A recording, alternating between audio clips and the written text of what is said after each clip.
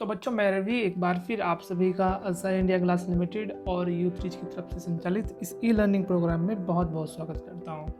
तो आज की इस वीडियो में हम बात करेंगे कि हमारा जो पिछला टॉपिक चला हुआ चैप्टर अनुवांशिकता एवं जैव विकास, इसी को हम आगे बढ़ाएंगे कि इसमें कुछ हम आगे अपनी चीज़ें पढ़ेंगे ताकि हमारा ये जो टॉपिक है, चैप्टर है, अच्छे से आप लोगों की समझ आ सके। तो ये चैप्टर हमारा चला हुआ है हेरिडिटी एंड एवोल्यूशन, और हम इसमें एक चीज़ पढ़ चुके हैं अनुवांशिकता कि हमारी जो हेरिडिटी होती है, मतलब जो हमारे गुणों का एक पीढ़ी से दूसरी पीढ़ी में हस्तांतरित होने का जो वो है गुण, उसी को हम अनुवांशिकता बोलते हैं। तो इसके बारे में हम पिछली वीडियो में बात कर चुके हैं। तो आज की वीडियो में हम बात करेंगे जैव विकास, मतलब हमारा जो एवोल्यूशन होता है वो क्या है, इसी के बारे में हम डिस्कस करेंगे।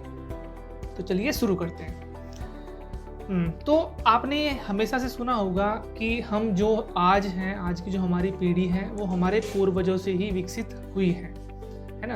ये चीज़ें आपने बहुत पहले से ही सुनी है कि आप जानते हैं कि अक्सर साइंस की भाषा में ये कहा जाता है कि आप पहले एक बंदर थे, फिर धीरे धीरे आपका विकास होता गया और आज आप जिस शेप और स्ट्रक्चर में है, मतलब आप एक होमो सैपियंस है, एक इंसान है, तो वो हमारे पूर्वजों से ही एक विकास के माध्यम से हम इस स्टेज तक पहुँचे हैं।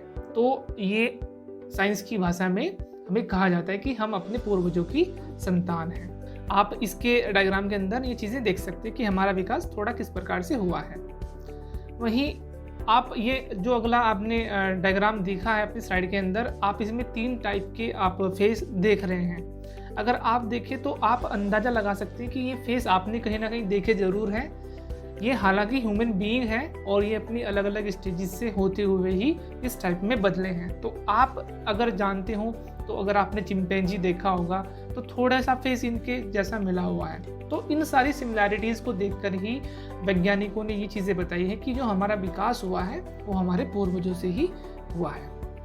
हाँ, तो जो हमारी पृथ्वी है, पृथ्वी पर अब जो कुछ हम देख रहे हैं आज के टाइम में, ये उसी विकास का या जैव विकास का या एवोल्यूशन का ही परिणाम है कि आज हम एकदम मॉडर्न सोसाइटी में या मॉडर्न तरीके से रह रहे हैं। ये थोड़े थोड़े विकास की प्रक्रिया के माध्यम से ही ये चीज़ें हमने प्राप्त करी हैं।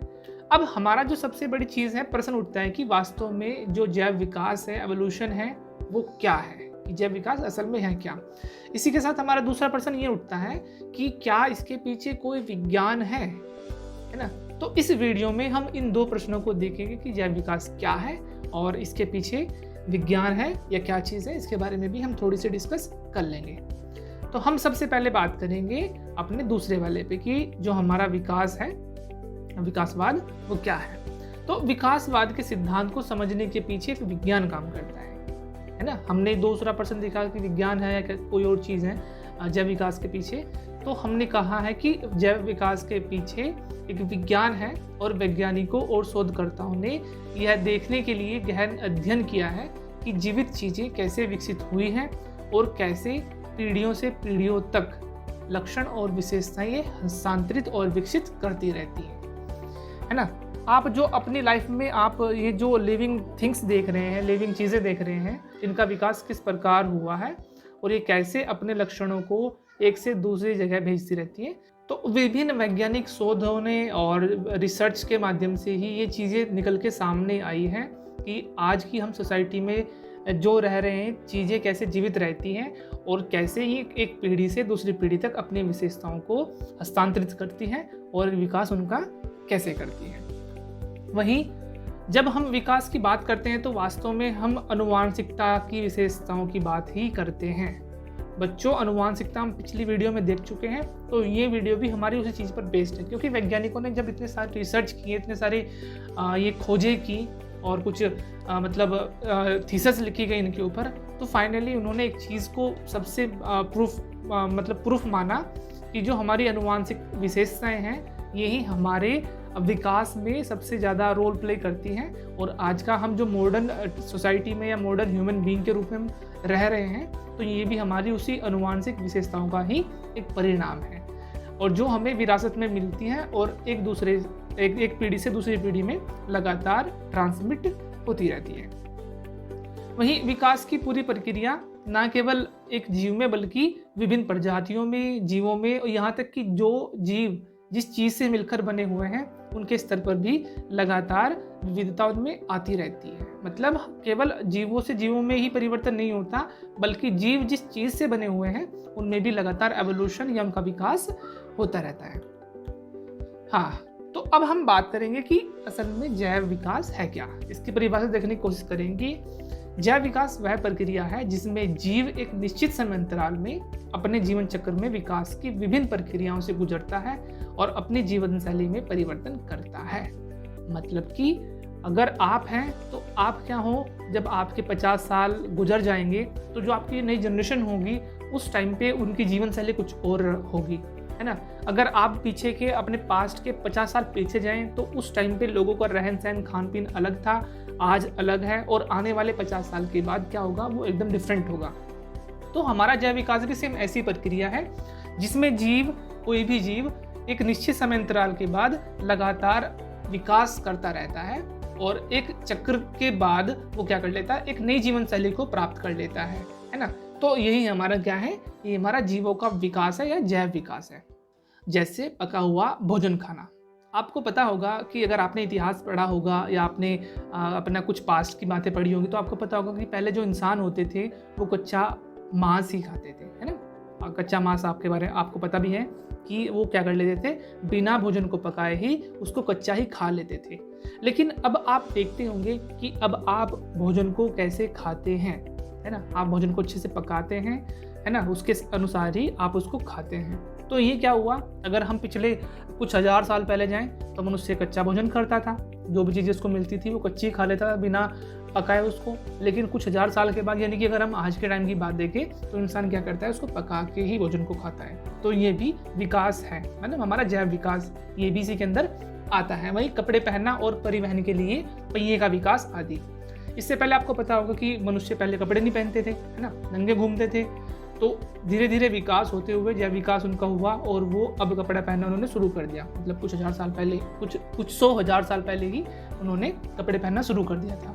इसके अतिरिक्त अगर देखें तो पहले मनुष्य क्या होता था, वो पैदल ही सारी यात्राएं करता था। संसाधन कुछ नहीं थे, केवल क्या था, पैदल चलना और जितनी हो सके उतनी दूरी तय कर लेना। उसके बाद मतलब घोड़सवारी करना या जानवरों के अनुसार ये सारी चीज़ें हुई। लेकिन बाद में हमारा पहिए का भी विकास हुआ, है ना। पहिए का विस्तार करने के बाद ही मनुष्य के जीवन में एक और परिवर्तन आया और मनुष्य आज पहिए पर ही सबसे तेज़ी से दूरी तय करता है। तो ये सारी चीज़ें जो हम एग्जाम्पल के तौर पर, बहुत सारी चीज़ें और भी हैं जिसको हम देख सकते हैं। तो हमारे एवोल्यूशन या जैव विकास का ही एक परिणाम है। चलिए आगे चलते हैं। एक महत्वपूर्ण आधार जिस पर विकासवाद का सिद्धांत आधारित है वह यह है कि सभी प्रजातियां एक दूसरे से संबंधित हैं और समय के साथ साथ धीरे धीरे बदलती रहती हैं। एक और चीज़ वैज्ञानिक बोलते हैं विकासवाद के बारे में, जैव विकास के बारे में, कि वो ये बोलते हैं कि जितनी भी पृथ्वी के ऊपर प्रजातियां हैं, चाहे वो जीव हो, जंतु हो, पेड़ पौधे, कुछ भी हो, वो किसी ना किसी तरीके से एक दूसरे के साथ जुड़े हुए होते हैं और समय के साथ साथ इनमें क्या होता है, परिवर्तन आता जाता है, जो हमारे जैव विकास का परिणाम या रिजल्ट बन के निकलता है। लेकिन विरासत में मिली विशेषताओं की आवृत्ति जो लगातार परिवर्तन से गुजरती है, पीढ़ी दर पीढ़ी एक से दूसरी जगह फैलती जाती है।